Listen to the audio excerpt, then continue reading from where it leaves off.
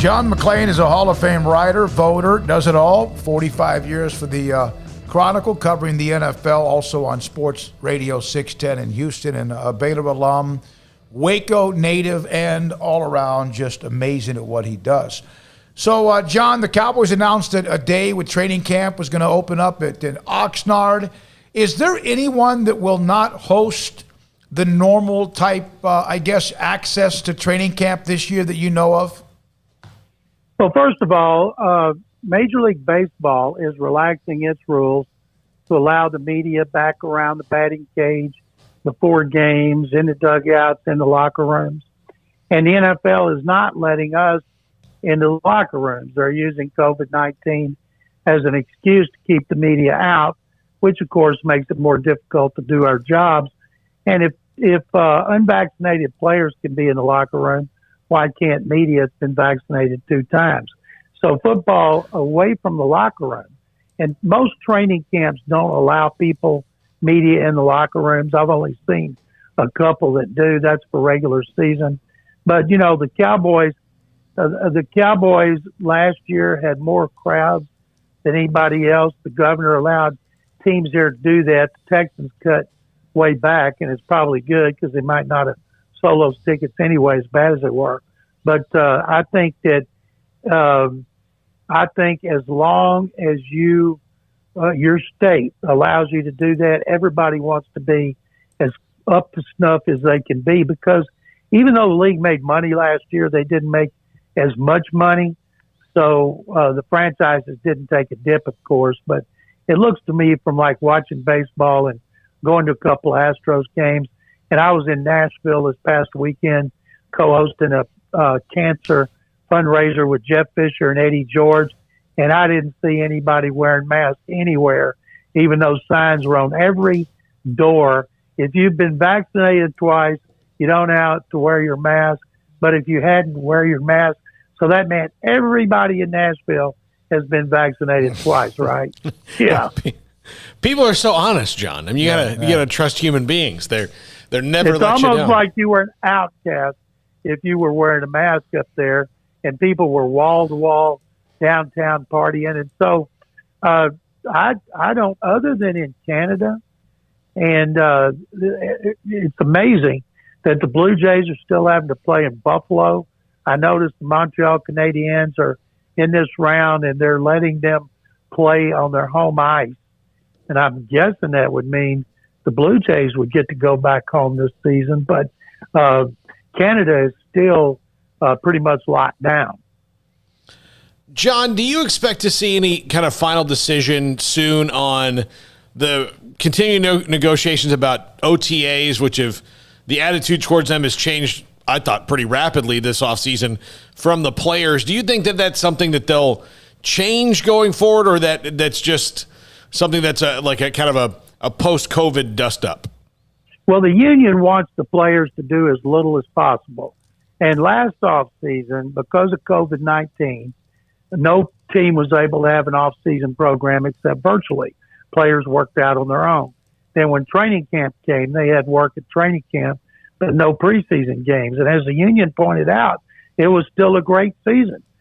Players were put in quarantine. Players missed time on COVID-19, but because they changed the rules on injured reserve, 16 practice squad members, including veterans, the NFL did a tremendous job to pull off the season without a real hitch. They had to move some games around, but did not have to extend the season like many of us thought they would. And so the union's saying, well, hey, let's do it again. Our guys don't need to report. One of the things the Texans did, and they've taken a lot of criticism about it here, after the first 4-week conditioning program for phase 2 and phase 3 of the off-season programs, those are the times you're on the field with coaches. The union encouraged players do not show up.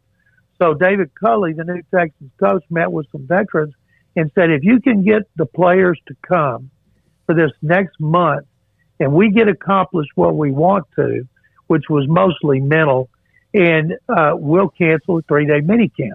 Minicamp's just an extension of OTAs, patty cake football, as I call it. And so the veterans said, okay, they had great attendance for a month, and he canceled a minicamp last week. And a lot of people are saying, well, how can a team so bad not do the work? Well, they're not paying attention. Do you get a lot of players for 4 weeks and none for 3, or do you get some players for 4 weeks and all but Watson for 3 days? To me, it's a no-brainer. But the union's going to keep pushing. A lot of people have said if the union pushed in the collective bargaining agreement negotiations like they have for less work, they would have come out way better than they did in that last CBA.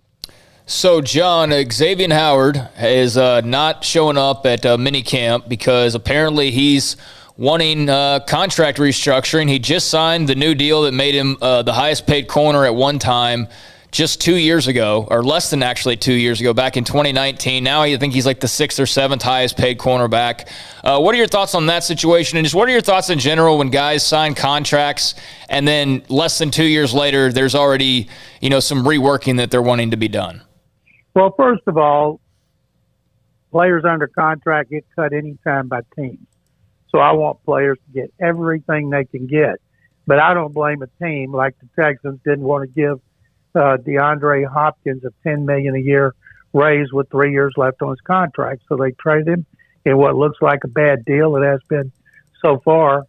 And Xavier Howard had 10 interceptions. This has been a long time since the cornerbacks had that many interceptions. And people look at that as he played great. Others would look at it and say, man, they're sure throwing at him a lot. Right. And so I'd be stunned if Miami's going to redo that deal again so quick. So he'll be fined $93,080 if they choose to fine him because he's under contract. You do not have to fine a player who doesn't show up. There were some people out there who said, well, the Texans canceled their mini camps so they didn't have to fine Deshaun Watson. And I'm like, learn the rules. Have a clue. You don't have to fine a guy if he doesn't show up. So Xavier Howard, I guess he's making a statement. I'd be stunned if Miami did that, because if you do a contract with multiple years left, as soon as you do it, other agents will be calling and saying, hey, I want my guy redone too. We were asking this question when you think about Baylor players and longevity or sustainability. Obviously, Mike Singletary, and there were more back in the day than there are now because we've seen some that have flamed out for whatever reasons. Santana Dotson had a really nice career. And now Xavier Howard's having a nice career. We tried to piece together the timelines. Who are we missing among like those who had sustainability and were also good in that stretch? I'm sure you would know. You guys are missing the greatest snapper in NFL I was history, thinking of him.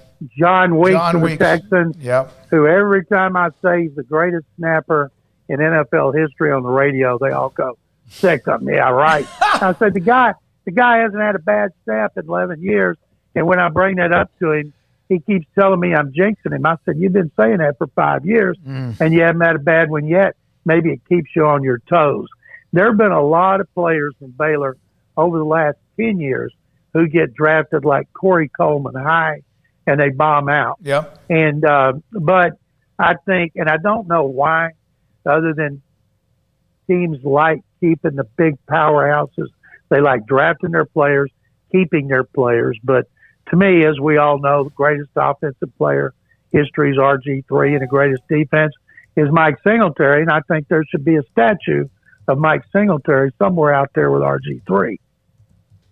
We just had Mike Singletary on yesterday. Yeah, we had Mike on yesterday. He was unbelievable. I think he might have been as mind content as I've ever heard him, John. It's amazing how he seems to be right now. I think he's finally. Well, Mike was always a laid-back guy off the field, and it's on the field that he was a raving maniac. But you talk, most players, they have to make that transformation, and Mike was such a peaceful, God-fearing guy who sometimes you had to lean into him to hear him talk. But boy, when he started talking about football and all that, he was a different kind of guy, and one of the greatest players in history. And it's an honor.